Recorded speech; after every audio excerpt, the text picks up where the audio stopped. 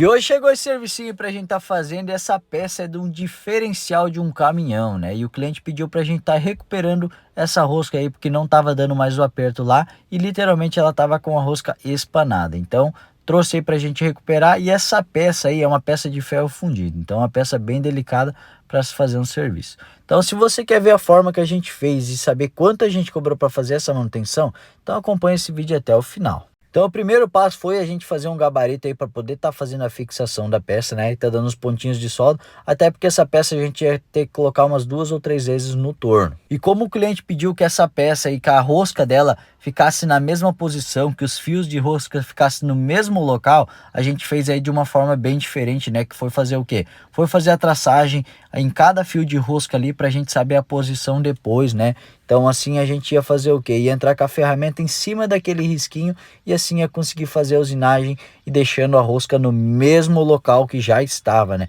Porque ele falou que lá no diferencial, se não ficasse dessa forma, não ia dar certo, porque já tinha uma outra rosca lá.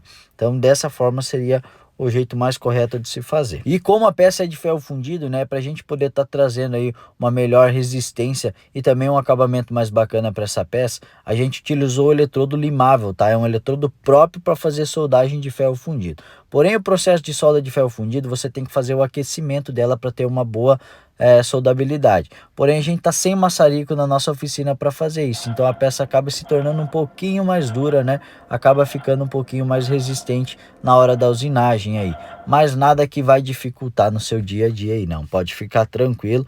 E aliás, é muito melhor do que você ficar soldando com o eletrodo de 48, né?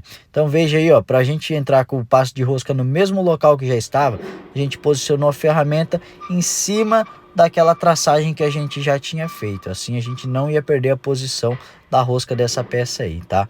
Então, se você estiver gostando do nosso conteúdo, não esquece, né, de deixando seu like e seguir a gente para você estar vendo mais vídeos e dicas de usinagens como essa aqui, tá? Então, olha aí, a peça foi rosqueada, ficou bem bacana, tá? Depois a gente só tirou ela do torno aí, tirou a solda, deu um acabamentinho bacana aí na lixadeira e pronto, servicinho feito aí, tá? Então, galera, valor cobrado para fazer uma manutenção dessa, tá? Aqui na minha região custou em torno de R$ 450 e o cliente ficou bem alegre ainda com o serviço, porque comprar uma peça nova seria muito mais caro.